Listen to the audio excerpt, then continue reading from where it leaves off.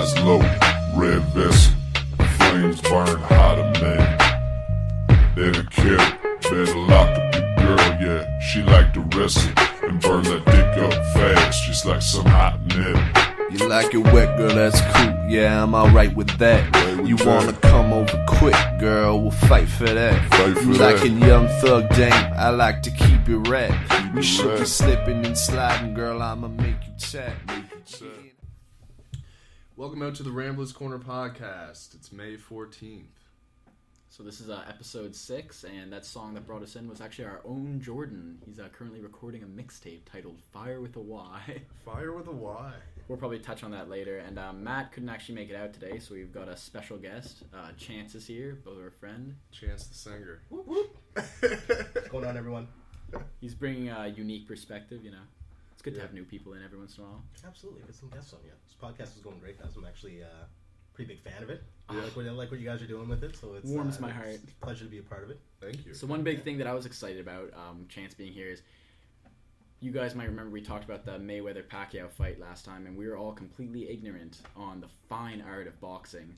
Yes. So the fight happened, we all watched it, and Chance is actually like a little bit more experienced in that kind of stuff. He actually knows what he's talking about, to a degree, definitely more than me. Spoilers. Mayweather won. Yeah, right. I figure every Spoiler warning, yeah. Yeah, may as Sure, well you all just know. Jordan, you want to just like sum up what happened in the fight, just so like in case people didn't watch or whatever. People hugged. People cried. It was beautiful. We were drunk as fuck when we watched it. It's true. And so he won. Yep. So, Chance watched the whole thing, and it wasn't buffering. Ours was a live stream that we found on a sketchy website, so that was a little bit. Yeah. I know a lot of people had like criticisms about the fights. Like Chance, Definitely, what do you think about all the criticisms that are being kind of aimed towards that? So the criticisms are normal as far as like the sport of boxing goes. Like, I mean, like Mayweather is not appreciated as a defensive boxer, right? Okay. So like the whole knock against him was that he was clinching a lot, hugging. I say that with quotations. Yeah. So just to clarify, right. clinching is it's like completely legal, right? Like it is, yeah. So basically, what it is like clinching is a way to kind of stop a flurry of punches, or you know what I mean, Okay. kind of slow the pace of the fight. Do you know what I mean? Or to kind of like Is that like it's like a defensive move, basically. Is it like a commonly used strategy? Because it's like I literally I haven't watched a boxing match other than that one in like 20 so many years. Really? Yeah. Okay. Yeah. No, it's very common. You see it in pretty much every fight, right? It clinches basically just kind of just put a break in whatever's going on as far as if there's the standoff, they're fighting flurry of punches, whatever. If you're in a corner and you want to get out of it, you're just kind of reaffirming your stance and your positioning, right? I can't say this enough. I don't know what I'm talking about, but when I was watching it seemed like almost unfair the way that you can just like, oh, I'm in a bad situation, I'm just gonna hold on to the guy, because it seemed like no matter how much you're getting hit, you can just rush them and hold on to them. Yeah, that's pretty much the way it works. I mean, it's like some people like to take advantage of it and some people don't. It's kind of weird. If you go back to a Tyson Holyfield fight, they were in a clinch before Tyson bit his freaking ear off, right? So it's weird how things can happen, but.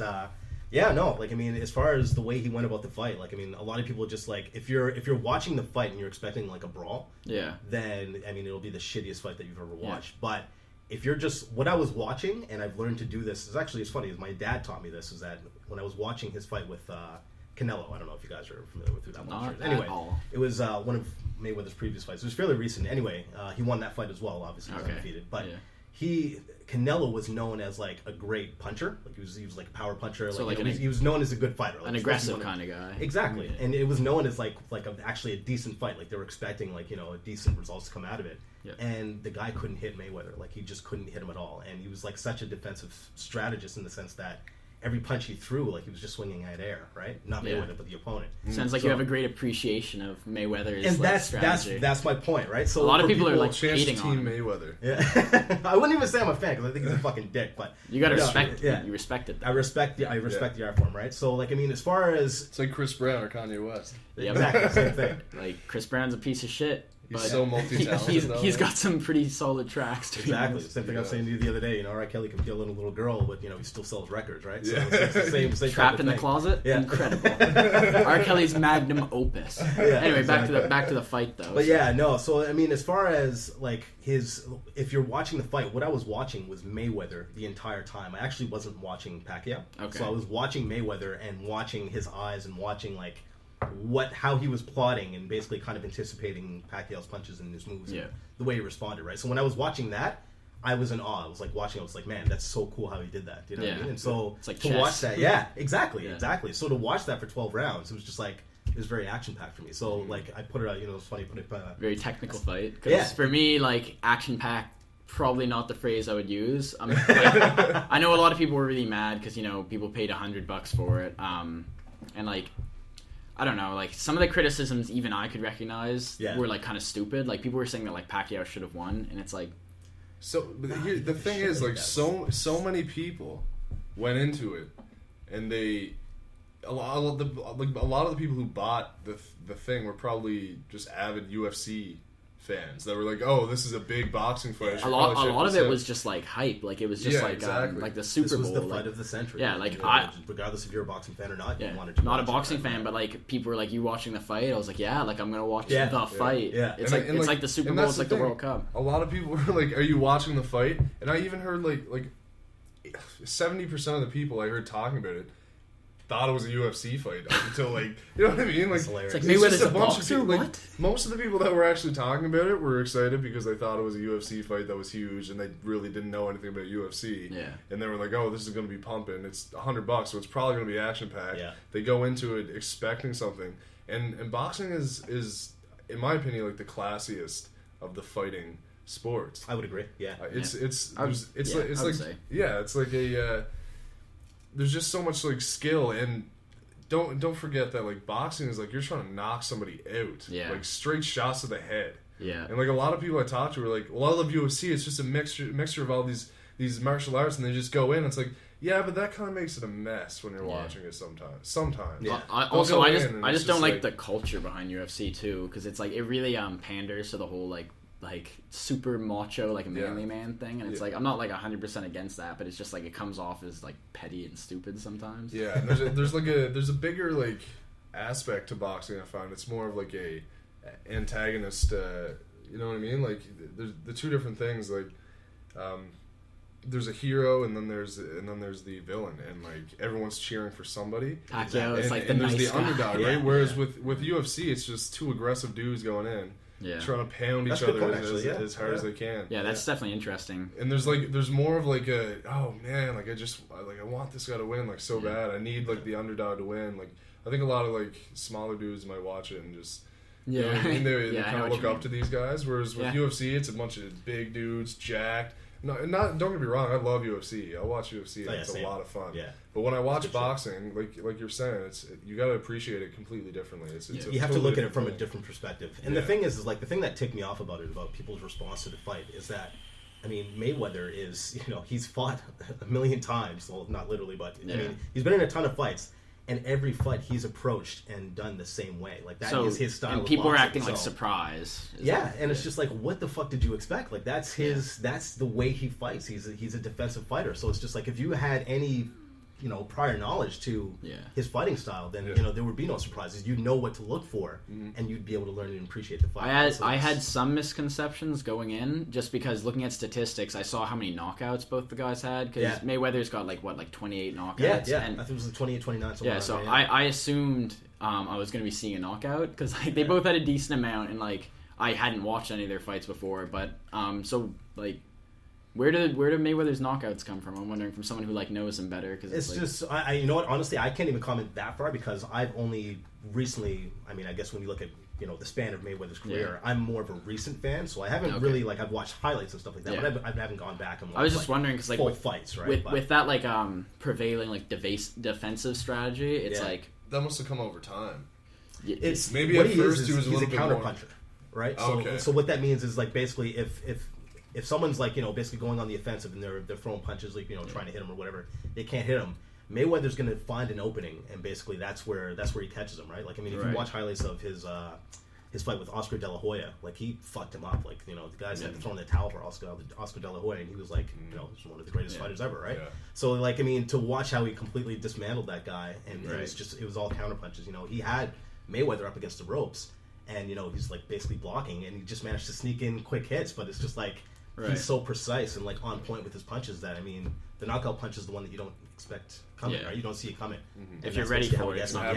If you're ready for it, it's not. Yeah, exactly. If you're expecting a power punch, then you're not going to get knocked out by it. But Mayweather's so quick with that shit that you know you don't see it coming, and that's where it gets you. So would you say this fight's like a good one, like the Mayweather Pacquiao? Would you say like people will look on that and say like it was a great fight, like people who actually appreciate the more technical aspects of it? Yeah, like I mean, because when I put it on my Facebook, it was I can't remember exactly what I said, but basically the comment was in the vein of, you know what? I don't know why people are complaining about this fight. I thought I watched a master at work. You know what I mean? And that was my comment. And a lot of people who again appreciate, you know, Mayweather as a boxer, they're saying thank you. You know what I mean? I don't know why everybody's complaining. So the actual boxing fans who know like how Mayweather fights, they got their money's worth. You know what I mean? Like they watched him, you know, be the second greatest fighter in the world. Right now. I was like I was disappointed, to be honest. Cause, like I was expecting some like crazy like epic knockout. But like looking back on it, like I remember as it ended, like like me and Jordan watched it together at like this kind of like party setting, and like everybody was like, "Oh, that was so dumb." Matt Paul was there in spirit. He was drunk as fuck. he was very drunk. It was hilarious. He was drinking from probably about 1 o'clock in the afternoon until. Like until like 3 o'clock. We texted him like very early. We texted him very early, asking like, "Yeah, Matt, like when should we come over?" And he was like, "I'm already like a pitcher and 2 beers in," and we were like, "All right." Like wing night.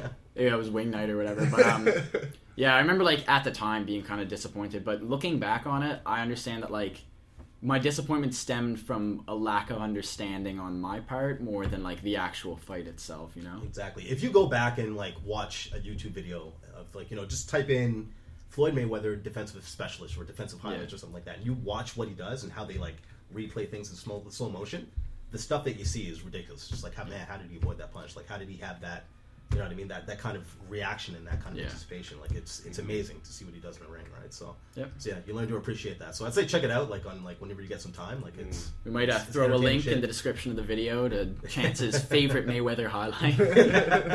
I've literally watched it like at least 10 times. Like, I'm okay, we'll put it in there. We'll put it in there. No, not the whole fight. I'm talking about the highlight specifically of what he's like his defensive highlights. It's crazy. Sweet.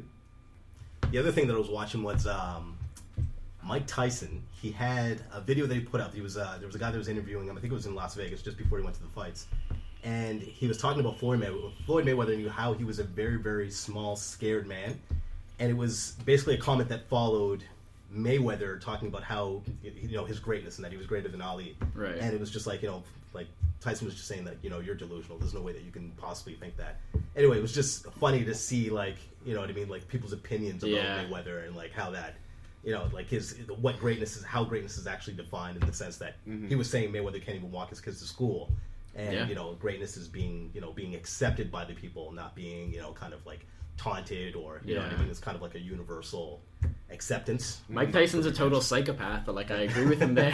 Like the guy's absolutely crazy, but it's just like the fact that Mayweather can be like totally happy with where he sits in the world when it's like the vast majority of people hate him or like have a lot of reasons to hate him. I don't know.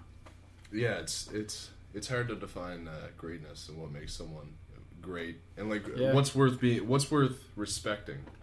Yeah, there's a lot of like misplaced respect in the world, like especially like just talking about sports, like sports heroes. Like I like sports, I love sports, I completely appreciate like extremely skilled athletes, but it's like when it gets to the point of like straight hero worship because a guy can throw a ball fast or like play hockey well, it's like it's delusional. Like, exactly. It's kind of messed up, right? So like what would they have to like in you guys' opinion, what would an athlete have to do? Like what else would he have to do aside from like his skills on, you know, whatever sport he plays?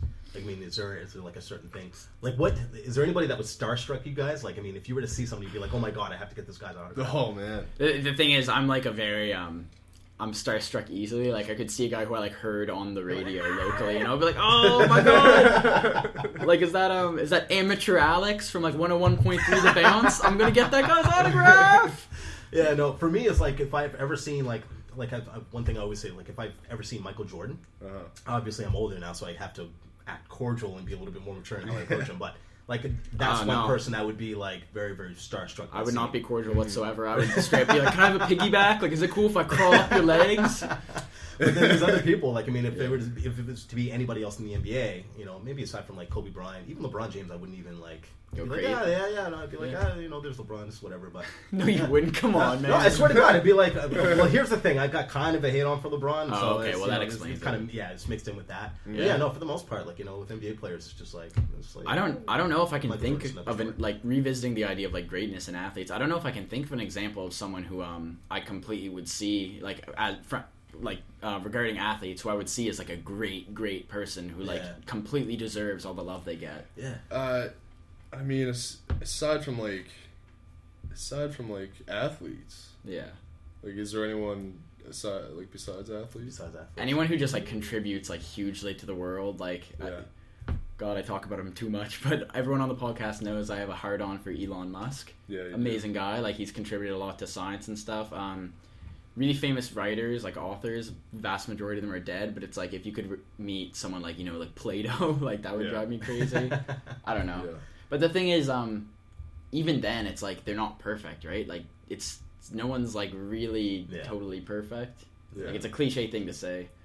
I don't know. Anyone who's just like a good guy who's also contributed like a lot to the world and is like really grounded about it, like they're still kind of like on earth. I like people who still, or I appreciate and look up to people who are just people, but have so much power. Like they have so much power, but they don't use it in order to move themselves like forward. Ryan Gosling. And bring everyone down. Ryan Gosling. Ryan Gosling. The most humble actor, man. He's so humble. He's an incredible actor, and he's also in a punk band called Dead Man's Bones. Great band. Really? Yeah, and he does not use his acting to further his band whatsoever. He has a great voice. It's not like Ryan Gosling and Dead Man's Bones. Like the fact that you didn't know is like it makes sense because he's like very chill about it. It's just like a hobby of his. I'm not saying he's perfect. Like obviously he's got faults, but he's someone who I see as like so incredibly humble that like he's probably such a sweetheart in real life. Yeah, definitely. Humble celebrities, definitely. Yeah.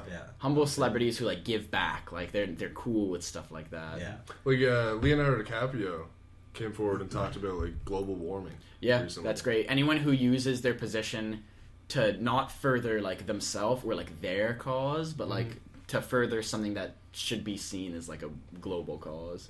Like if you use your position, your like famousness to further something that you're like personally invested in, like if it's a good cause, I understand, but I think like a real mark of a great guy is someone who's furthering a cause that like they have no personal interest in. It's just like something that everyone should be interested in, like something that matters, you know? That's like global warming. For me, it's like I find that what really like makes me think is people who, you know, suddenly find themselves like successful or, you know, come into a lot of money or, you know, built an empire of some sort, you know, CEO of a company, whatever the case may be.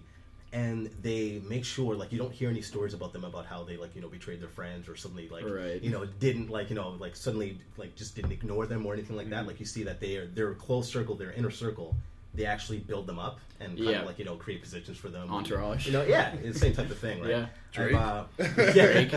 Drake, he's probably the best example of that in mainstream music right now. Yeah. Every video he's in, his boys are the stars. His like high school friends are still like with him. Toronto is on the map because of Drake. Absolutely. The biggest thing was him ditching the Grammys for the friggin' that was battles. Like that's insane. Ditching the Grammys for KOTD. Yeah, that was like nuts. that's nuts. So like Jordan, things like that, I absolutely clarify the story there. Yeah, well, pretty much a local battle rapper, Pat Stay, is Drake's favorite battle rapper. Shout out to Pat Stay. Yeah, Pat Stay's incredible. Man. Pat Stay is like, God, he's amazing. Yeah, he's great. And KOTD is the Canadian battle rap league. Like pretty much. It's the big one. There's a lot of ones, but KOTD, King of the Dot, is what it stands for. It's like hugely popular. They have great videos. You guys ever look them up on YouTube? It's like everything's just good to watch. Very good stuff. Yeah. So anyway, the Drakes happened, the Grammys. The Grammys happened recently, and Drake was nominated, I believe, for I don't know, best song yeah, or something anyway. like that. But he skipped out and ended up sponsoring the KOTD event Blackout. Yeah. And actually, I believe it gave like $10,000 to whoever won. Yeah, the prize was Pat Stay in the end. This easily could have straight up like damaged his career. Like I'm sure his it's a risky move. Yeah, like, I mean, that is risky. Yeah. That's like spitting in the face of like everything music mainstream. From a management standpoint, I'm sure like a lot of people were very pissed. Like I'm sure the people who run the Grammys contacted like Drake's manager or whatever, and were like, you can't let this guy do this to us, because you know. Well, that's the thing too. Drake's is like the recent mixtape. It's called If You're Reading This, It's Too Late. Yeah. And a lot of people think that because of what's going on with his label Cash Money, with Birdman and Lil Wayne and all those guys, they're in a big fight. We're not gonna sum it up here because it's like really complex. But essentially, it's like there's a lot of beef. There's a lot of beef, and he's trying to get out of his label. Drake's starting to like distance himself from people who he's involved with. He released the mixtape without letting his producers know. Right. And then he titled it, If You're Reading This, It's Too Late. Which I think is badass. Yeah, definitely. And then the whole thing was recorded in Toronto. And he took a lot of people that he just grew up around, and they did skits in between all the songs. And I just think that like that's power to me. Like when you can bring everyone up with you. Yeah. I don't know like how many people. They're like the best quotes on the latest Drake mixtape. Everyone's quoting the skits in between the songs. Yeah. Like I find that crazy, fair. and it's just unknown people that he's like he grew up around. Yeah, that's really great of him. Like I'm not like a massive Drake fan. Like I really do like his new tape a lot, but like there've been some like songs I'm not a big fan of. Yeah, for sure. But everyone's like that. I have a lot of respect for the guy, and like I remember watching him on Degrassi. And, I wouldn't say that I bump Drake's album too much, to be honest. Like you won't find him like, I mean, his album's not on my Spotify playlist. Let's put it that way, right? So it's like, but yeah, no. It's amazing that like you can say that. Right? Yeah. Like it's not on my Spotify playlist. Like 200 years ago, if you said that to someone, they wouldn't have understood. Yeah, exactly. Spotify? Like I don't bump that. It's not on my Spotify playlist. Like, what? Like what's a playlist? What are all those words? Yeah. And then just like Entourage and stuff. Like, did you ever watch Entourage? I've never watched Entourage. No. That's essentially the concept of Entourage is a guy's famous and he brings his friends up with him. Oh, really? That's awesome. Yeah. Really funny show. It's great. Dude from Brooklyn just does like a movie and then gets famous, and he brings all of his boys to Cali. And then it's just them like living in Cali together, and he's just filming movies, and they're all like living the high life. He's paying them all. Like one of them's his manager, one of them's his brother.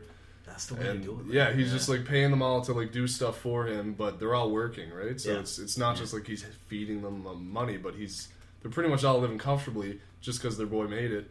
Yeah, and everyone's living happy. I think that's greatness. Yeah, well, definitely. Yeah, if somebody was good to you when you didn't have money, or like you weren't in the best position, like why not be good to them back when you have the money, right? One thing I always say is like even from my time as a manager, like having like managed obviously like a ton of staff, I always have like for anybody who's like been like my best hires or my best workers, like I always say to myself like if I hit the lotto or something happens where I become a CEO of my own company or I build something up, like I always have like a select few people that I'm gonna bring with me. Like I'm gonna be like, you're gonna be this person. Like you have a list. Yeah, exactly. I do have like a mental list prepared and ready to go. Like in case this ever happens, and of course like the 0.001% chance of it actually. But I'm ready.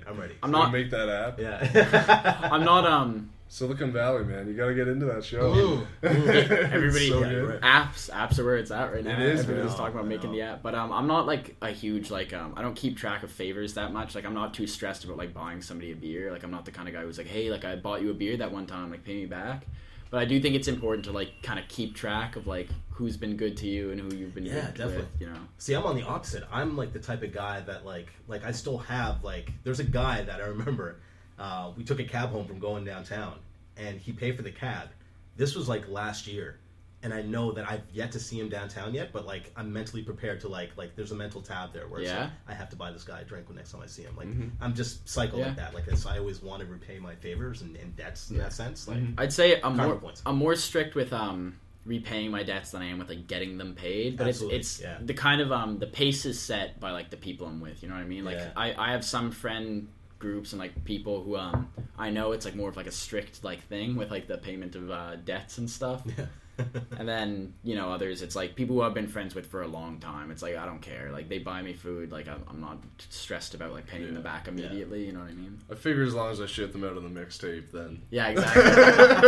That's nothing to worry about. Let's talk about that for a bit, actually, So, Jordan's decided to make a mixtape, and honestly, like, I've heard it. It's pretty fucking good. Like, you guys heard a song at the beginning. No, yeah. And it blew my mind because I remember you texting me and just saying, like, yeah, like, I'm just working on a mixtape. Like, I think I'm going to make a mixtape. And then, like, the next day, you were like, yeah, I got 3 songs done yesterday. And I was like, what? Like, I thought you were, like, half kidding. And then, like, I was like, this guy's actually, like, straight up producing a mixtape, like, in record time. And then, like, I heard it and I was like... Damn, like, this is really good. Like, this is confusing. It's confusing. Yeah, like, it's all right. Like, I don't know. Since I was about 12, honestly, I didn't get into music until grade 6. When I was younger, my oldest brother, who I pretty much give all the credit to for all the taste of music I ever got into, he's the reason that lyrics mean more to me than like beats than music in general. Yeah, like. Which is crazy because I play music, so I'm probably better at music than I am at writing lyrics, but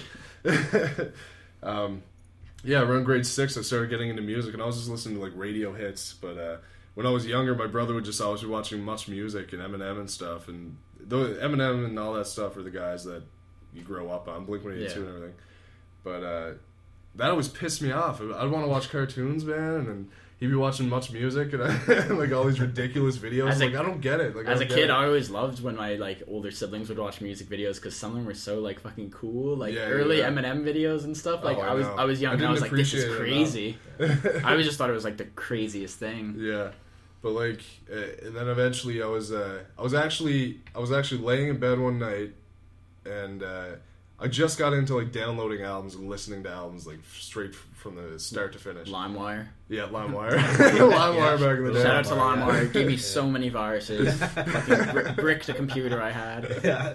And one night I'm laying in bed listening to the radio, and Best I Ever Had came on by Drake, like one of his first singles. Yeah, yeah. And I'm like, welcome to the Drake cast, everybody. I know I talk about it a lot, but like I give him a lot of credit for just like inspiring me to get me into rap, honestly, because for the first time I listened to an artist, and like a rap artist especially, and I was like, this dude's just like a normal dude, man. Like he's so straight up and like honest. He's really grounded. Exactly. A lot, especially in his earlier stuff, I found like he was always really like he rapped about stuff that like people got, you know. Exactly. Like, stuff that people felt. Because he didn't have money at first. Like he was just on Degrassi, which if you know anything about Degrassi, it's a Canadian TV show. He probably made like $12 an hour. It's actually a pretty great show. It is a good show. It is a good show. But yeah, as soon as I heard Best I Ever Had, I was like, he's gonna be huge. Downloaded all his mixtapes. Yeah. So Far Gone was like, I was all over that, and I was like, someday, man, like I'm gonna start rapping. Yeah. About 2 years later, I started recording with shit. It was terrible. Yeah. See, I was doing like I would like record beats made out of like drum beats that I recorded, and then I would like play guitar, and I would just like put it all together, and then I rap over that, and it sounded like absolute shit. But then over time, I respect the self-awareness though. Like, yeah, I don't take it too seriously. Like we don't want to sound like we're like plugging our own shit on the podcast, but it's like well, we aren't really, but I really appreciate like the way Jordan's going at it, because it's like, if you don't take yourself seriously like that, it means so much. You know what I mean? Yeah, and like that's when you go in, not like expecting to be famous. Like I know so many local rappers who it's like, they rap like they think they're the next like Tupac, and it's like they already have money. Yeah, exactly. They already have bitches. Like they try and emulate like these like famous rappers. I'm like, what are you doing, man? Like, do you honestly think you're gonna be big? All the time. And the thing is like, you know, they'll put the stuff up, like, and they'll say, you know, like, check out this hot fire, like, you know what I mean? Like it's just like, you know, kind of bigging it up, and it's just like you know, it's good, but like, don't say it's amazing right off the bat. You know what I mean? Like, gather an opinion first, and then, you know, establish some kind of foundation of talent. Yeah. You know what I mean? Like, just Jordan wouldn't say shit about his own song. Like, you didn't say it was good or bad. I have a song on the mixtape called "Shitty Sounding Freestyles." Yeah, exactly. Like, I was the one who said it was good. Like, I was like, yeah, like it's good, and you were like, really? Like, and like, That's why it's called like the album is called Fire with a Y, and to clear that up, it's not fire spelled Fyre. It's fire with a Y. Like the full phrase. it's like a bunch of words, and it's kind of like an ironic thing because I feel like some like douchey local rapper would totally name their album Fire and just spell it with a Y. And so I find it like I think it's really important not to take yourself too seriously. Yeah. But take the art seriously. Put everything put effort that is you into that. Right. But don't take it too seriously and don't think that you're the next big thing. Don't be lazy, but be lazy, but at the same time, it's like if you think you're the shit already, it's like you're not going to go anywhere, man. Like I'm sorry, and like if you're not going to go anywhere, there's nothing wrong with that. Like it's good to just have an outlet, something creative you can do. You know, like get better. You know, get your skills out there. Yeah. But like if you already think that you're going to be like a superstar, there's no room to improve. Like you're not trying anymore, right? Yeah. It's good to dream and it's good to hope, but. Like if you're saying something that isn't true, it's just it can't like it won't happen. Stupid. Like, it's just unrealistic. Yeah, stay grounded, be realistic. Yeah. At the end of the day, it's fun to do stuff like that with your friends too. Like everybody's got stories where it's like, like me and my friend made a movie, like me and my friend drew a comic book and like shit like that. It's like it's just stupid stuff that we do and like everybody loves it, right? Like it's the most fun stuff you can do is when you like make something. Yeah, and it's a good way for people who don't really or they're more like jokesters in real life or like. They're not all that grounded. They kind of it's just a way for them to get the feelings they have inside out. Yeah, and I think that's really important. Therapeutic in a way. Yeah, it's therapeutic, and everybody has their thing. Everybody has the thing that they do that makes them. Yeah. You're a writer, Joe. Chance does some singing the odd time. Yeah, I'm gonna try to get Chance on a track. Chance is an incredible singer. Yeah, I've heard him far from incredible. Yeah, I've heard him hum to himself at work.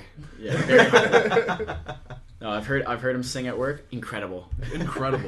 I shed tears. Yeah. You gotta have somebody who's telling you you're good, right? Like if you're modest enough, there's gotta be somebody out there, right?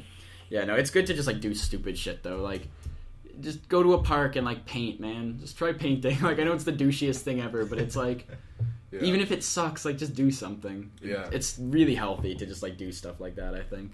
It's always crazy when you hear people who don't really pay attention to art.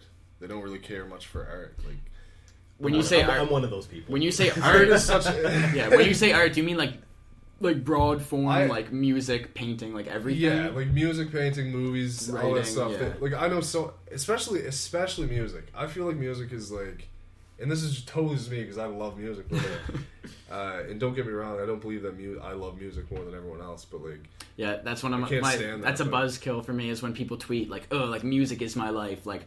I am so into music, and it's like we all are, man. Like, well, a lot of people. There are some people though that don't. Some people just don't like music. Like I was talking to Gary today, and he's like, "Yeah, I listen." He's like, "I don't Gary's, really listen." Gary's to a friend music, from man. work, just so you guys know. Yeah, Gary. He's like, "I don't really listen to music, man. Like, when I do, it's not really for lyrics. It's just like music, and like I'm just trying to get pumped up and stuff. And I'm like, and I find like I hear that, and I'm like, whoa." Some people just don't, man. But it's weird that like disconnect where when you find out that other people aren't into the same stuff as you, right? It is, right? Yeah. Like I read a lot. I'm like a huge reader.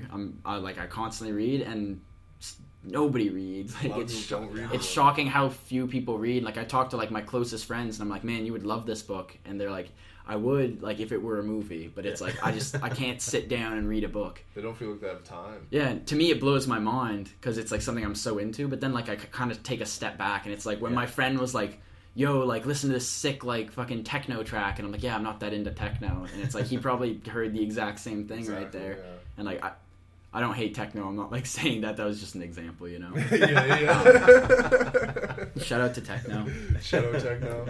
No, it's difficult. Hashtag drop the beat. Yeah, it's difficult to come to terms with like finding out that other people don't agree with you on like stuff like that, you know. Yeah, but then when I think about it as well, like Gary BMXs, so like that's an art to him. Yeah, exactly. You know he's got something. Like it's not like he's completely devoid of exactly. things. Gary's a fucking sweetheart, dude. Gary's a sweetheart. That guy's art is being kind. Love you, bro. Gary Antonio. I don't think Gary's ever said a single like unkind word to me. Oh, we were at work one day and I was straight up just talking to Gary and I was like, Joe looks like a fucking goat. I wasn't there. Jordan was just shit talking me behind my back, like friends do. Like you meet your friends, you're like, "What up, dumbass?" Like, oh. He called in sick, and I was like, "That fucking goat. He looks like a fucking goat." And Gary was just like, "Hey man, I don't really think he looks like a goat." I wasn't even there. I wasn't there. And Gary had my back, like 100%. I straight up messaged Joe instantly, and I'm like, "Yeah, dude, I totally just said you look like a goat, and Gary just had your back, like, to the end." Like, God bless that guy. Like, honestly, such a nice thing to do. And it's like, I wouldn't really be worried, like, if I heard that someone said I looked like a goat, like, it wouldn't freak me out too bad. But, like, the fact that he was there to defend me is amazing. Yeah, that was great. On the subject of work, it's like, we're all connected to retail, the three of us. But... since Chance is here, he's got a more unique viewpoint than us because he's on the more managerial side. Tough side to be on. Yeah. Tough side to be on. Well, like, everybody hates on managers, right? It's like my dick manager, it's like I don't, but a lot of people do. Chance isn't like my manager, by the way. I'm not saying, like, I'm not subliminally saying I hate him or whatever. But I can't stand my manager. Yeah, shut up. Chance is, on the other hand, Chance is Jordan's manager. But anyway, talk to us about that for a bit. Like, we have you here. Give us that unique viewpoint. Let the people know what it's like to be on the other side of the looking glass. The other side, the thing for me is, I think, and I find that I'm not tooting my horn here, I find that I do this kind of well, and I've worked at it for years and years. I agree 100%, man. I do too, yeah. Is basically finding that balance between, the connection between, like, myself and, say, a part-timer and full-timer, and then myself and my bosses. Kind of basically what the manager's position. I find the manager's position is the shittiest position to be in retail. Mm-hmm. Okay. And I mean this in the sense that shit flows downhill and it stops with you and you have to filter it. Yeah. And then the shit flows uphill and you also have to filter that. We're at the middle of pretty much everything that goes wrong. Shit. Yeah. Like it's literally a shit sandwich. Like it's messed up. So for example, what I mean is that, if something goes wrong on, say, the sales floor and we're not hitting our sales targets, I was just going to say, like, just observing what managers do, like, I feel like you guys would get blamed for everything. Absolutely. So it's like, I'm complete, like, front end, like, I'm complete, like, worthless retail job guy. So, like, I feel like if I fuck up, I don't get talked to. My manager gets talked to. So it's like, do you deal with that a lot? Like, just like absolutely everything gets put on you. Exactly. So basically, what it is that like if there's like sales targets that aren't being hit or something that's going wrong on the sales floor, you know what I mean. There's always something that's going wrong, and I mean that's the thing. Like you can never do a perfect job in retail. They're always going to want more from you. So that alone in itself is kind of like a a motivational killer in a way. But what happens is that they're barking at us from the back end.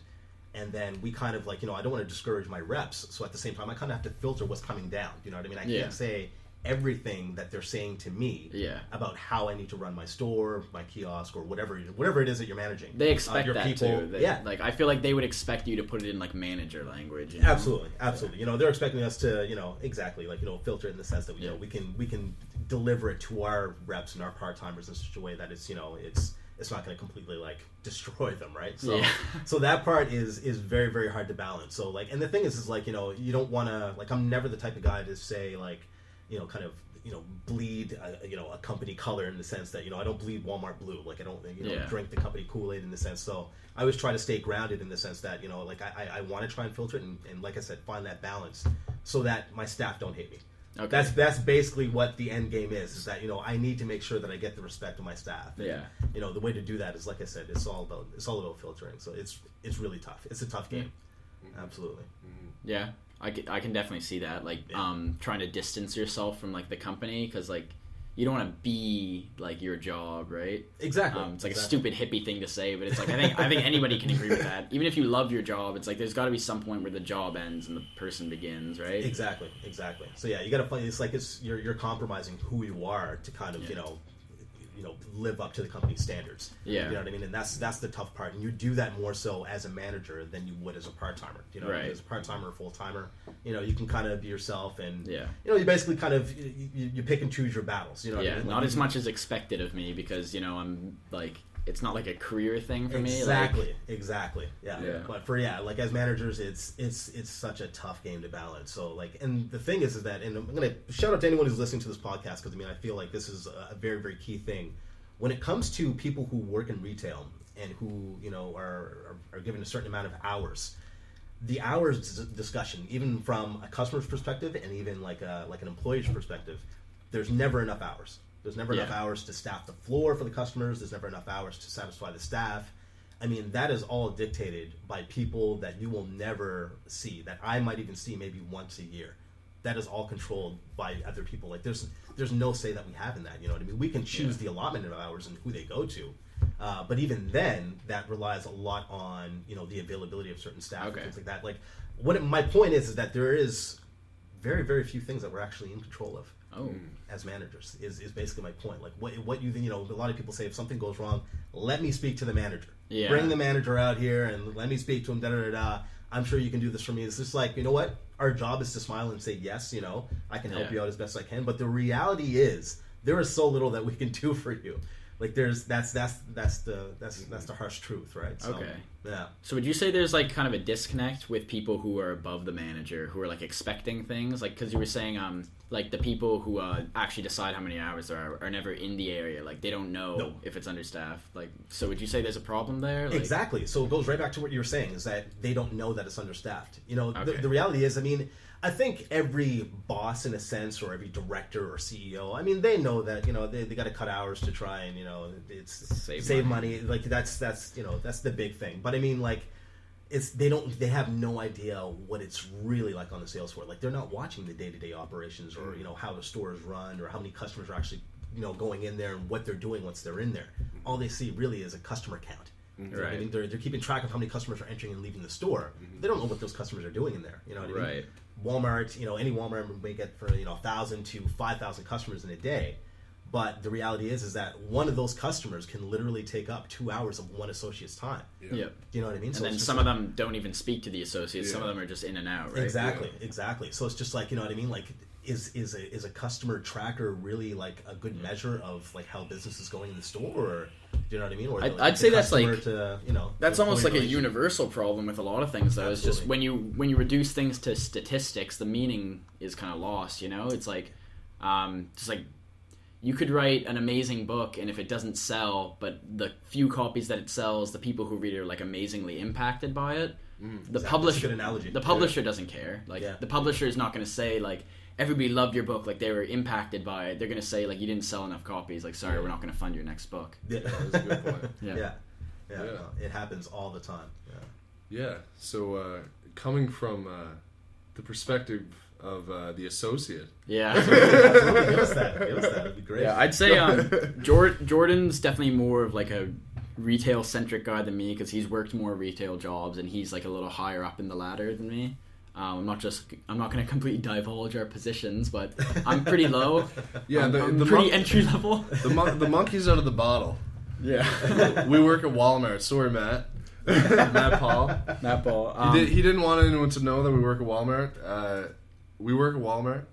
Technically, these guys me and don't. Chance work at Walmart Wireless, so we're a different business altogether. But it's actually like a completely separate company. So it's like, to say you work at Walmart, you're saying more the location than the company. Yeah, the locate. We're inside. It's kind of like the hairdresser or the passport ID man or inside whoever's Walmart. Inside Walmart. But me, I'm a complete like minimum wage Walmart jockey guy. Joe's a great dude though when it comes to his job. I take it very seriously. From a manager, like looking at manager standpoint though, I've been doing sales since I was like younger, maybe like 17. Yeah, I'm like almost 21, so it's a couple of years anyway. Chance has been doing a lot longer than me, but I've had a lot of shit managers and I've had some good managers.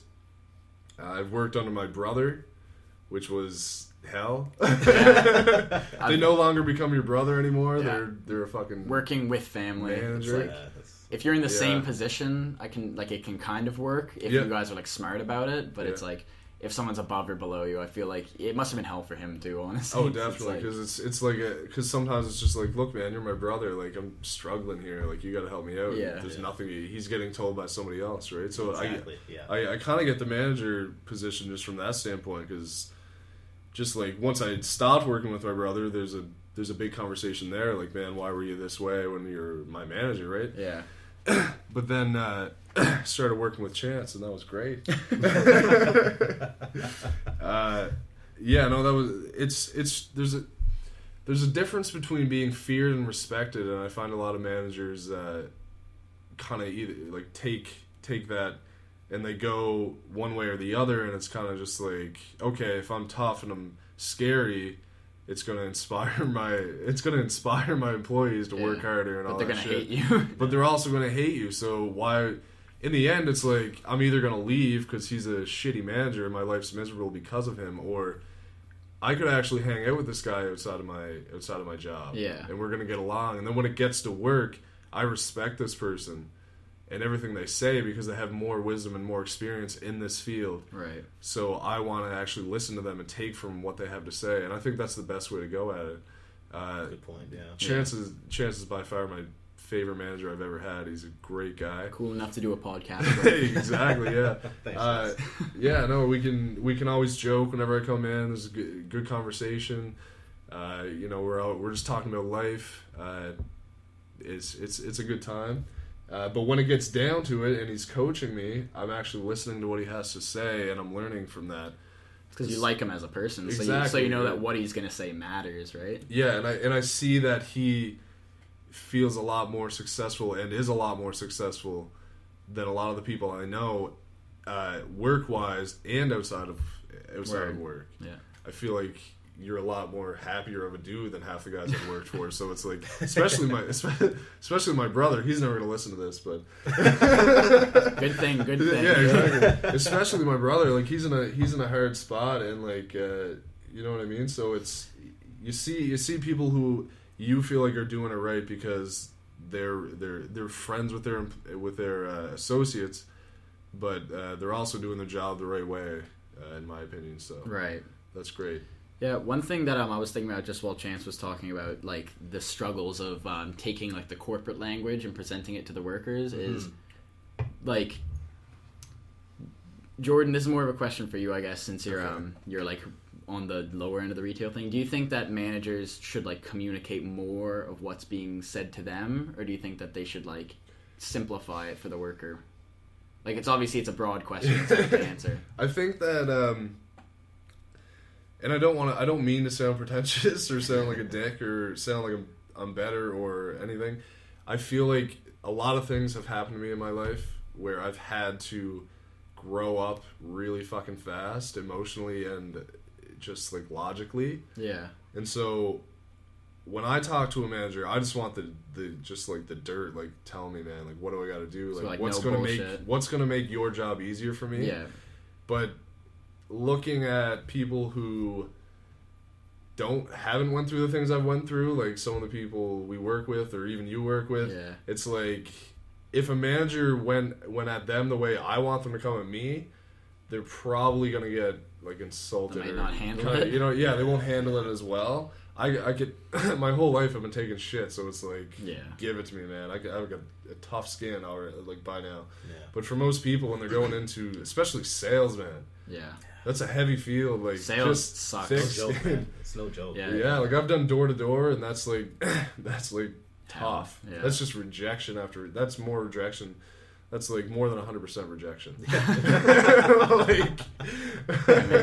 For me, thinking about that, it's like, on one hand, it's like I'd love my managers to just be straight up with me and like tell me exactly what's going on. But then on the other hand, I would love it if they like simplified stuff for me and put it in like language I can understand, because it's like my manager doesn't need to tell me about like the profit that like my department is making or whatever. My manager can just tell me like we need to sell more of this thing, and I'll be like, I can do that. Like I'll tell people to buy that. Yeah. So do you ever do you ever find that, I mean, if a manager were to give you like, you know, the whole perspective on things and, you know, kind of like, you know, not simplify things for you. Yeah. Do you feel like by simplifying things that he may be stunning your growth? As because he could develop your business model by teaching you those things. Yeah, too, right? That's more of like a mentoring standpoint almost. If they like told me like everything, I think it depends on like whether they detect that I want to know that or not. Though, like if like some managers, even if you want to know that, they won't bother, and like I think that's bad. But like sometimes I don't want to know why stuff's going on. You know, like I want it to just be easy, because it's like. Yeah. I come into work, I don't want to be like rethinking like the business model of Walmart. I just want like my manager to tell me like, yo, clean that up, and I'm like, yes sir, like I'll do that. Right.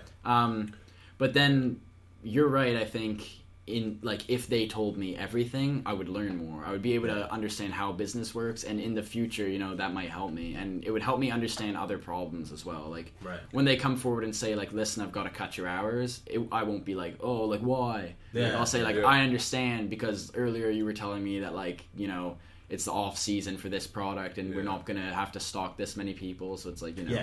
Exactly. Here's the thing too, like when I get that. I get like simplifying it and making it easy, and I think that there are times where that is imperative. Yeah. If someone's having a bad day, I think that as a manager, it's important to be able to read people and how their day's going. Honestly, just by looking at them or talking to them, asking what's going on. Yeah. And I think that if someone's having a bad day, then like obviously take it easy and just kind of simplify it.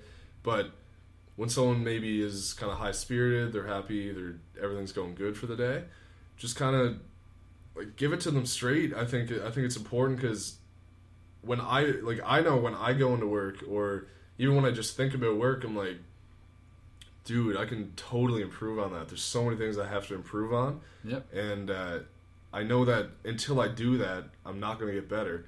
And once you get comfortable in a job or comfortable in a placement and comfortable around the people that you're with, you start to get lazy. You don't move forward in life. That goes for everything. It's not just work. So like usually I'm like, I'll be doing a sales pitch and I'm kind of like shy or something like that, or like this person's kind of intimidating because they're angry or something like that, and maybe I don't give it my all, but I'll be like, when I think about it, and I'm like, dude, you can't be comfortable. You can't just be like, okay, just let them go. Like, these guys are angry, so they're not going to get whatever. It's like, you got to try. You got to just push and be like, man, they're going to take it or they're not. That's like, with anything. What's going to happen? What's really going to happen? If you put the work in. So many people are so freaked out about stuff like that, where it's like, I don't want to try because I might fail, and it's like, I'm not saying I'm like the most driven person ever. Like, I'm so lazy sometimes. Like, I've done some like really lazy, like horrible things before. Oh yeah. But it's like, just from a pure like logic standpoint, it's like, why not try? Why not just give it your all, right? Yeah, why not stay after close? Why not make it on time? Yeah. Why not clean that up, or like why not? It's like, put the effort in. Why not? It's so easy to say why not though, and then when the time comes, it's like, you know, I'm not going to clean that up.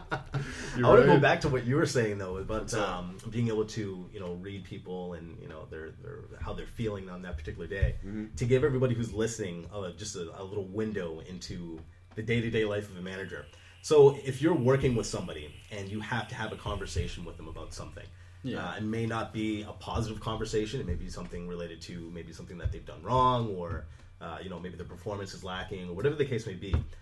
There are some people out there that, like, I mean, for me as a manager, other managers may not think about this as much, but I'm very, very mindful of people and their moods and how they're feeling on that particular day, and what may be going on personally in their lives. Do you know what I mean? Like, there may be some things that people conceal so well, but they're going through absolute hell. Do you know what I mean? Like, there's no way I can tell. So that's something that's always on my mind before I approach somebody. But the thing is like, that conversation has to be had at some point. Yeah. And as managers, what we have to do is pick and choose the times that we have that conversation. So if there happens to be a day that you're ready to have that conversation and mentally you're prepared to have that conversation, that employee comes in and they're in the dumps. You can tell that their mood is just absolute shit, and that's not the day that you want to have the conversation. And now you have to wait until their next shift to see them, and then you've completely messed up your train of thought. You have to revisit it. I can see that being like very frustrating. That is so tough to balance. So I guess my point is, for people out there who think that their managers are assholes, maybe they are,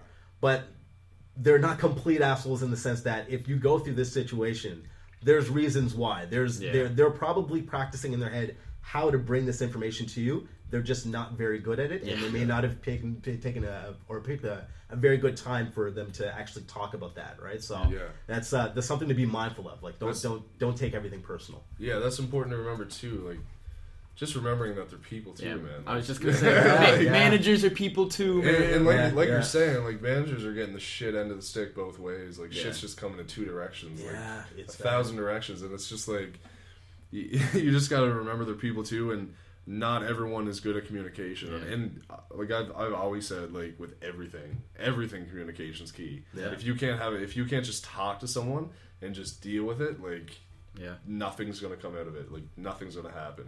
And until you just communicate and figure it out, like nothing's gonna happen.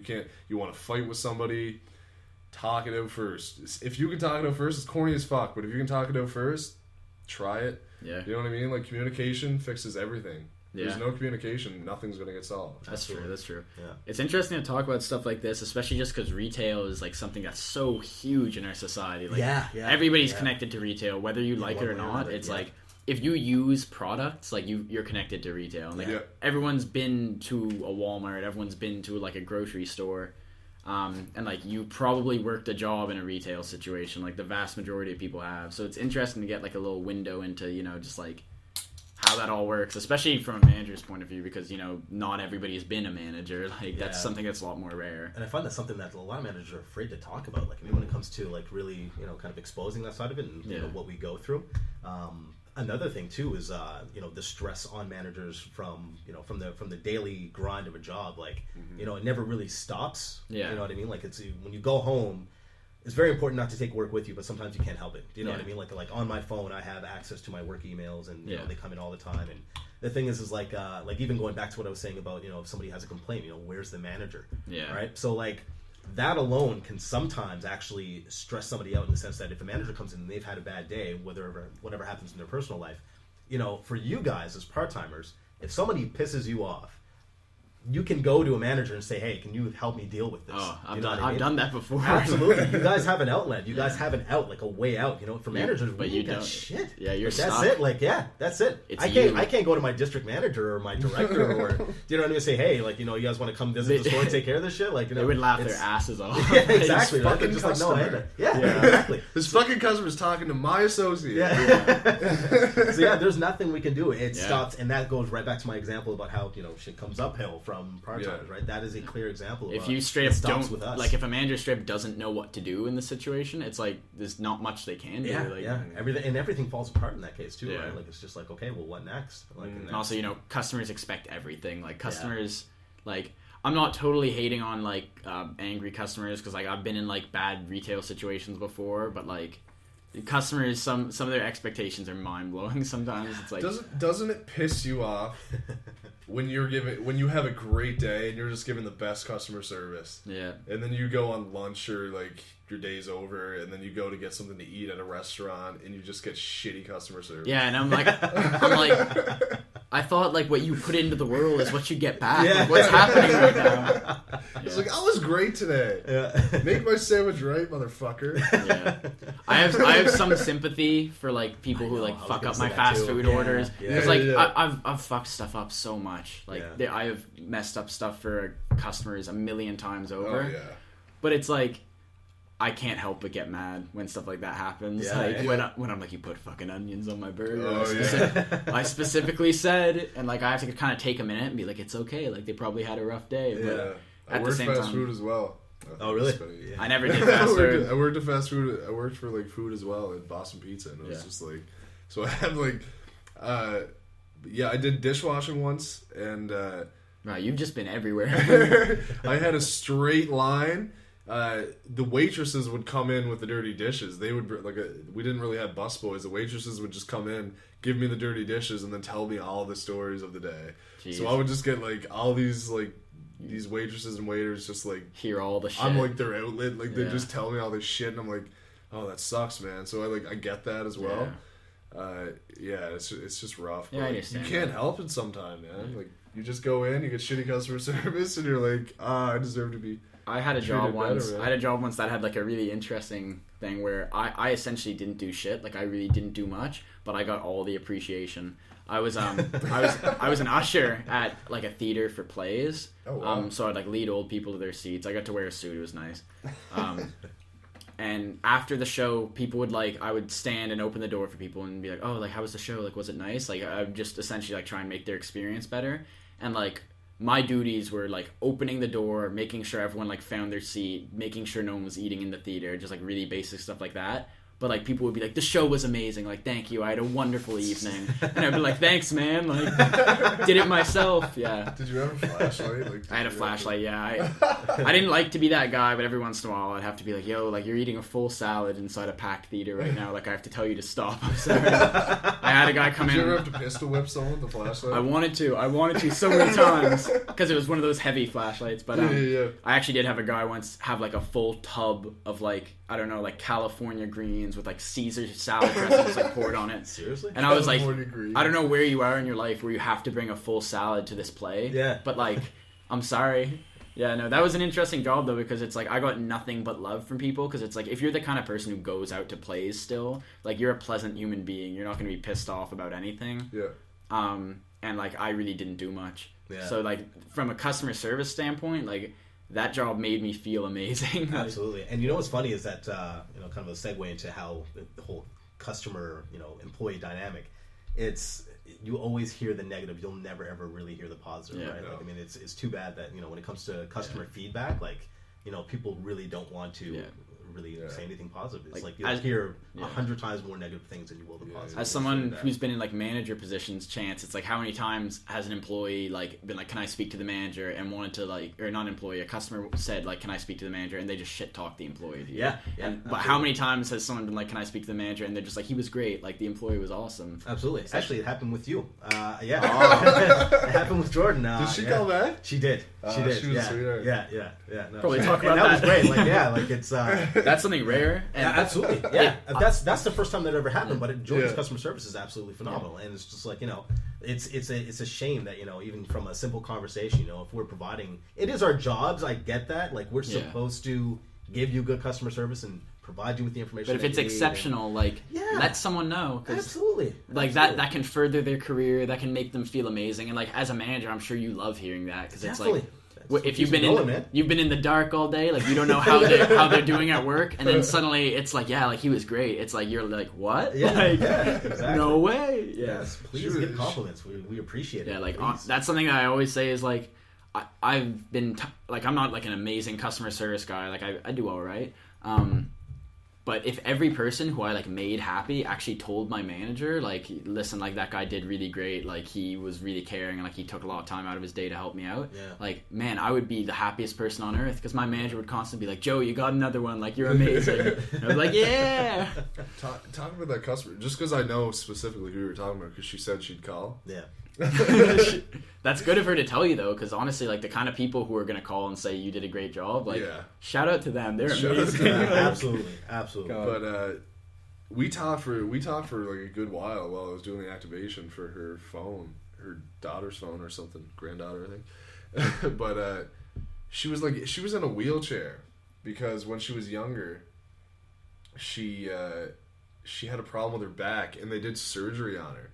And when she woke up, they like the surgery was fucked up, and she was paralyzed. Oh my god! Interesting thing, just like brief little comment. Back in the day, surgeries used to get messed up all the time, like insanely commonly, and the doctors could not be punished. Yeah, you could straight up leave a pair of scissors inside a guy's chest, and like he would bleed to that. Like that happened a lot, and he would bleed to death, and the doctor would not be punished because it was just seen as like, look, you went into the operating room, like it could have happened to anybody, like it happens. But anyway, though, so. Yeah, I don't know. The most fucked up thing. There's a huge backstory. She told me everything. She was a chatter, but she was telling me about this story, and it was like a couple months ago, or maybe a couple of years ago. Anyway, she went in to finally talk to a physiotherapist. Right. Finally, after like years of like waiting for an appointment. Was she like straight in a wheelchair this entire time? Yeah, the whole time. She went to talk to a therapist, and she was the therapist was like, "I'm so sorry. Like, I wish I could have got you in sooner. Like, I tried. Like, the doctor tried to get into me, and she was just kind of like, oh well, fuck you. Like, you're sorry. Like, I'm paralyzed from the waist down. Yeah. And when they looked into it more, apparently they could have fixed it. Oh, had she gotten into the therapist like that's horrible. 3 months after the surgery or something. That's so horrible. She went like years waiting for a physiotherapist. And then when she finally got to see one, they were like I'm sorry, but like, and then she found out they could have fixed it. That sucks, man. Like, how crazy is that? I have a lot of respect for anyone in the medical profession, because it's like, the shit they have to do is like so intricate, and it's like definitely I couldn't imagine. And any mistake, it's like there's so much weighing on it. Mm-hmm. But then at the same time, it's like when you mess up like that, it's like I can't help but be pissed because it's like it's your job to not let shit like that happen, It's man. true. Like, I don't know. I feel like today though, like this was obviously a longer time ago. Yeah. But I feel like today, like doctors are amazing with stuff like that. Like they're so good with like follow up and things like that. Like I've had a lot of incredible like experiences with medical people in the past. And, like, Maybe. I have a shit doctor. Oh, you have a shit doctor? He's from Man, no, back. he might listen, man. Don't say it. He's from back in Cape Breton, man. No, there was one day I seen him driving like I was a shitty little dude, man. I seen him driving like a shitty old 90s Volkswagen or something. And I posted a status. I was like, Dr. McDonald's driving a shitty old Volkswagen. Wow. Like, everyone knew Dr. McDonald. But his son comments, and he's like, you give a fuck with my dad's driving, man? He started, So funny, man. He started like aggravating. Anyway, I was shitty back then, but yeah, I've been waiting for like months to get an appointment with a nose doctor because my nose is like deviated septum. Ooh. I've been waiting for months, man. This guy said he was gonna book an appointment. He was gonna contact my doctor is great. Honestly, I love my doctor. Like, if I mention anything that's like even like a little bit wrong when I'm in the doctor's room, like if I'm there for like back pain and I'm like, oh, my foot just fell asleep out there, so it aches a bit. He's like, I can get you like an appointment with somebody for that. Like, I can get you like a foot specialist. And I'm just like, it's cool. Like, like I could tell him, man, I'm alright. Yeah, I have to reassure him. I'm like, I'm okay. I'll be like, yeah, I tripped yesterday and like bumped my knee. He'll be like, I can take a look at that. And I'm like, no, it's like it's fine. Like, I'm okay. Like, I love the concern though. That's great because it shows like he cares, right? Yeah. Are you sure he's not just like into feet? It sounds like he's. Oh my god! Surprisingly common thing. Oh yeah. I never understood it. Yeah. Oh, yeah, never understood the feet common thing. Balloons. A lot of guys are into balloons. Yeah, I heard about that too. Balloons. Like every guy's got his taste, and it's like we were talking earlier about like when I find out people aren't into books and shit like that. It's like I'm sure if you're a balloon guy and someone tells you like I don't know how you find balloons sexy. You're like seriously? Like how can you not find balloons sexy? Fuck it, man. Everyone's into freaky shit. Like everyone's got that weird little some thing. kind of kink. There's some kind of. I don't think I think people get stressed out about that stuff. It's like why, man? They probably have the freakiest kink. Yeah, exactly. Yeah. It's like they got the freakiest fetish. That's it, man. Like you try and tell your friend like something that like you're into, and they like freak out about it. It's like it's like I know you're into way more fucked up stuff than me. Yeah. They're into fucking licking toenails or some shit. There's people out there, man. I'm sure there's people out there licking toenails. Thing, man. Who knows what they're into? They're into dead skin or something. Dead, like the skin like, falls off. Oh, I've always wanted to try one of those like spa things where you like put your feet in the pond and like and the little fish like eat the dead skin. Yeah, they have like special fish that like love eating dead skin, and they only eat the dead skin. Yeah, they won't eat like your actual. You flesh. submerge yourself in it, and they'll eat all the dead skin off your body or whatever. And it's like it's just like a little nibble. Like they'll just you barely so eat it right off you. Like it's not like some kind of special. I guess there's like a lot of dead skin chemical in the water that like makes it. Okay. No, they love it. They like dead skin, I guess. I guess there's a lot of dead skin on our bodies that we're not even aware of that they just like eat and like. I'm not a huge like spa guy. I'm not always hitting up the massages, but like that sounds hella relaxing. It does sound relaxing. Being devoured by fish alive, like wow, I love that. Have you ever seen the guy from River Monsters? I don't know his name, but I know the guy. I watched this guy. He walked into a pool full of piranhas, just sat there. Man, after he showed you him feeding like bloody meat to these fish, and they're just like ripping it apart and shit. Yeah. And then he just gets in and sits there. Like, because apparently they react to fear. They only react to the fear and like the scent of like your fear. So even if you're not bleeding, like if you get into a pool of piranhas and you're like terrified because they're piranhas, they're gonna eat the fuck out of you. But this guy just like gets that as long as you don't show fear. And he's like sitting in the water, like up to here, and they're crawling through his legs. Oh, like, that's so scary, man. Like crawling, like swimming under his legs. Yeah. Like that's hilarious. Reminds me of Caesar. You have to be calm, submissive.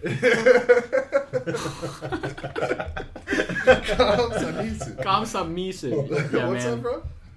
That's from what's it called? The Dog Whisperer. I was gonna say, what's his name? Caesar Malone. Caesar Malone. Caesar Malone. Yeah. That guy's crazy. He's like vicious, like dog pit fighting, like pit bulls, and he's like, oh, I love pit bulls. Like I love Rottweilers. Like I love that guy. Have you ever watched My Cat from Hell?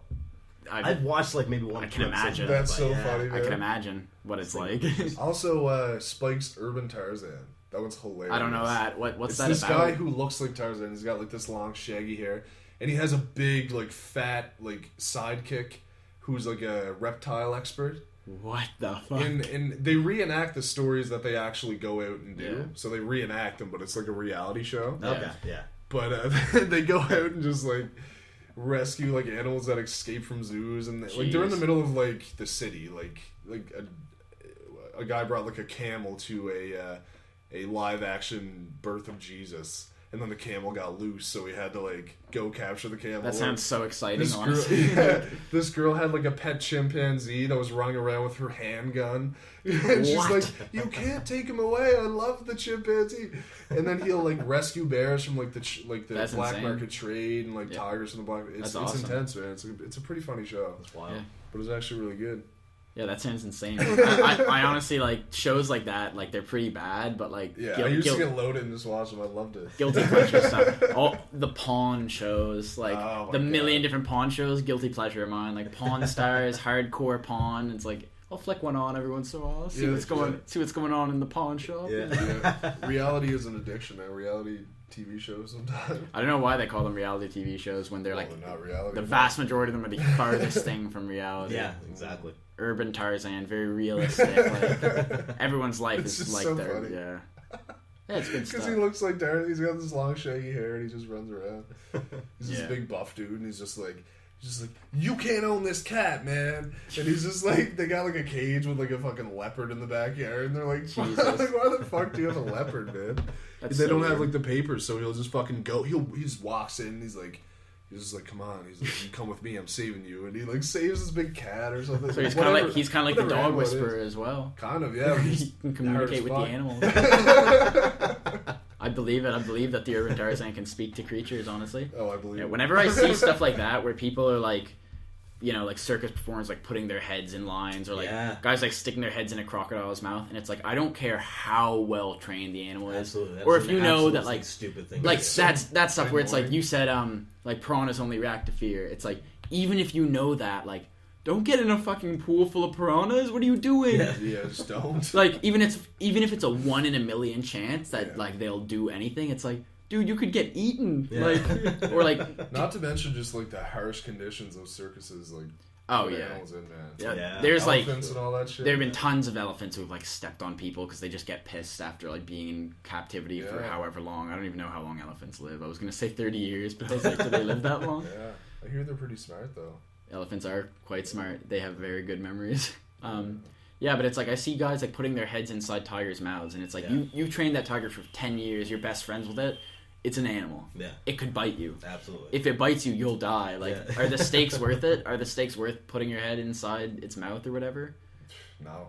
Yeah. No. I love big cats, though. I know Jordan's like obsessed with big cats. I am. We're sitting inside Jordan's apartment now. I would much faster put my head inside of a lion's mouth than a tiger. But. Yeah.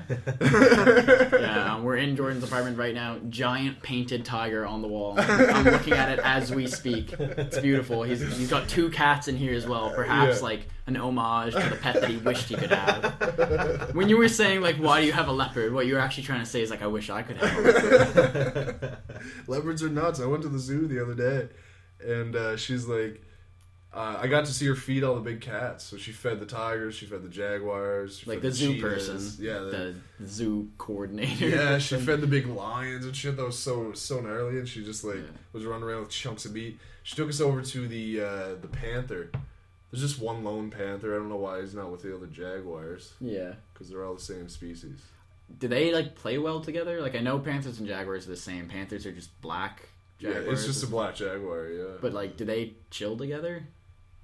Or like, do panthers only hang out with panthers? I don't know. Pretty sure they do. I'd imagine. Yeah, I'd imagine it's just like an albino tiger with like a normal tiger. I always thought panthers were more like a different breed of jaguar, though, where it's like they're the same creature 100%, but it's just they've bred this different color pattern. Yeah, I do see that. I get that. Like with albino tigers, they are the most likely to be killed.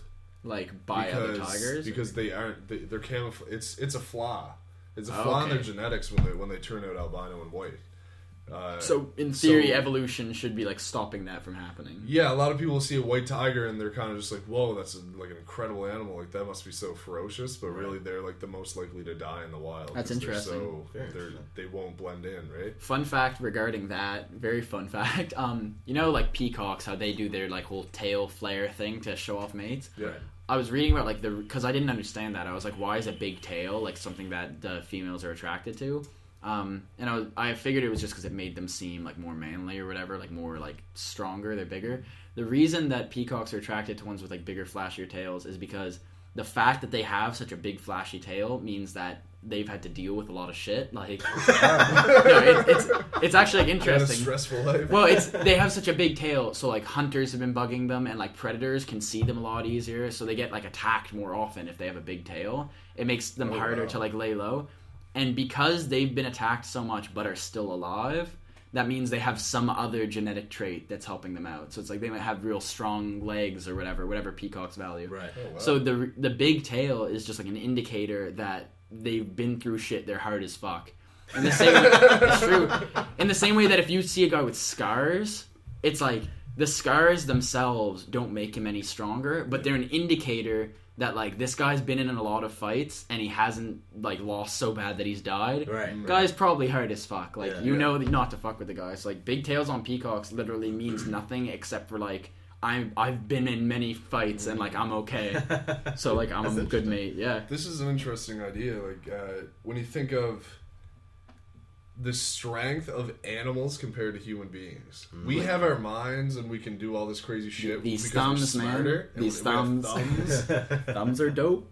But like so many different animals could just kill us so simply. Yeah, it like one-on-one when it comes down to it, they'd fuck us up. It'd be interesting to see like a reality TV show where we just take every animal in the world like separately and we just one-on-one like pit people against them and see what the statistics are.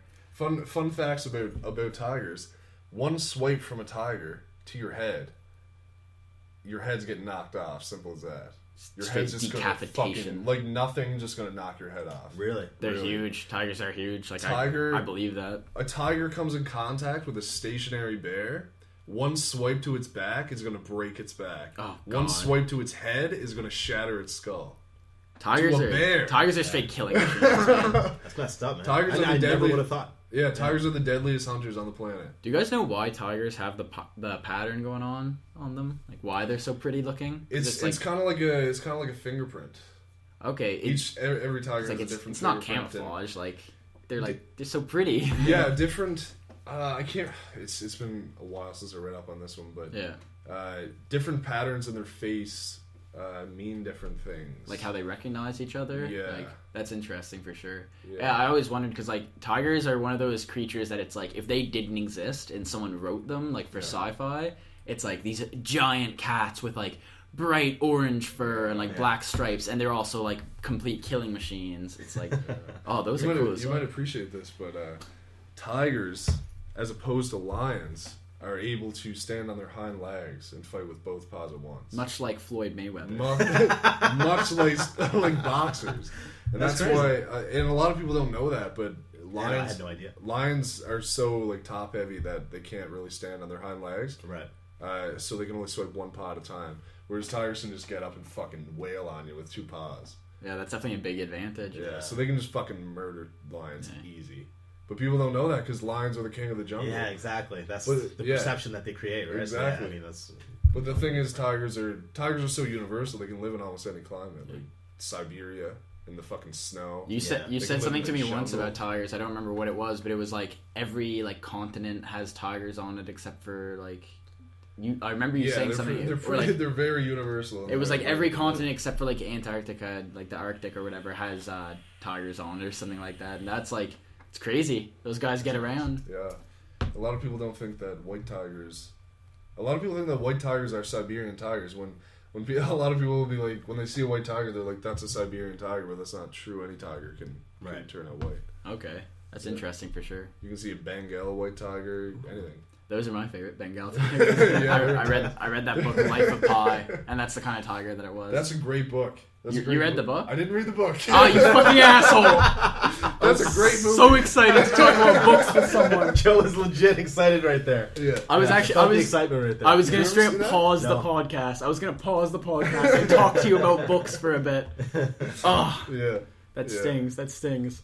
Yeah. How can you not like books, bro? I don't get it. I do like books. I just I say that I don't have enough time. I do. I just no. I don't really like. I don't. People for not liking books. I'm really a more visual learner. Like when I watch a documentary, I watch a movie, I watch anything. I take so much in, man. Like if I read something, I'm just like. Which book? Born to Run. Oh, okay, yeah, that's a crazy book. Yeah, it's really, really good. That's the last one. That was years ago. I read that, but talk about that for a second. Yeah, very, very, very good book. So it's basically a book. I can't remember his name. Christopher McDougall is his name. Is the author. Got a lot of awards for it. It was a great book. And basically, what it is it was actually a tough time for me because I was working in a sporting goods store as manager of a sporting goods store, and the managerial struggle. Yeah, exactly. It's already been covered tonight. Yeah, exactly. So and I worked in the footwear department, and when this book came out, this guy basically refuted pretty much everything that was about running shoes. So the cushioning that they provided, basically his rebuttal to that was that you don't actually need cushioning. As humans, our bodies are designed to run barefoot. And an example that he used is that if you severed a person's leg and you took it apart and you gave those parts to an engineer, he said if an engineer would take those and say, I could create some kind of bouncing shock absorbing mechanism and build a leg out of that. And he said that's the way that the body's naturally supposed to work when it comes to running, is that you don't need to rely on shoes. You just have to basically run the correct way. There's a proper form that you have to follow, and then you'll be fine. You don't need any cushioning. So he's the way he did it was that he went down to I can't remember exactly where it was, but basically there was this tribe. They call them to the Tarahumara is the way it says. So I think it's Tarahumara. Yeah, and basically what it is that they run marathons in sandals. Yeah. They've ran they do these crazy it's basically called super marathons, and they run miles and miles and miles in sandals, no dependency on any running shoes whatsoever. And it's this Christopher McDougall, he goes down there and does a marathon with them. The book is basically called the best race that I think nobody's ever heard of, or something like that is basically kind of like this subtitle. But yeah, it's absolutely amazing. The findings and he has a lot of scientific research to back it up too. So yeah, have you are you familiar with the book? I didn't read it, but I watched a guy talk about it for about 10 minutes, and he kind of summed it all up. Yeah. Okay. Back when I was just kind of just learning about the mechanics of the human body. Yeah. Right. And it fucking blew me away. Yeah. Things I've just never thought about before. Just the way we dress, and also it brought this clarity to me where I was just like, man, we're just fucking animals. We are just animals. Fucking accept that. Just because we can think and we can speak doesn't make us any different.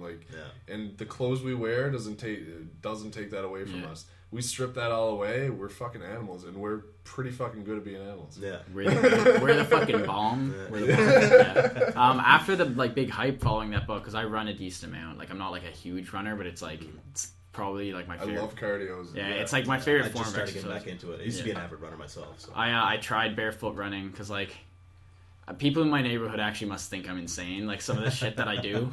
But yeah, I tried barefoot running for a while. Can't do it. No, couldn't do it. I don't know if it's I think one problem was the areas that I ran in, because it was mainly on sidewalks. Yeah. Not very good for barefoot running. I stepped on a cigarette butt. It was horrible. Well, that's the thing too. We're not meant to run on flat ground. Our bodies aren't made to run on flat ground. We're meant to. It's supposed to be spongier too, is what they say. It should be softer than what we run on, which is why running tracks, straight up track, for track meets and stuff, are bouncy. I used to be in track, and it's the ground's super bouncy, so it's to practice I would run in the gym at my high school, and then when I would actually go to the meet I would run, and it would be totally different.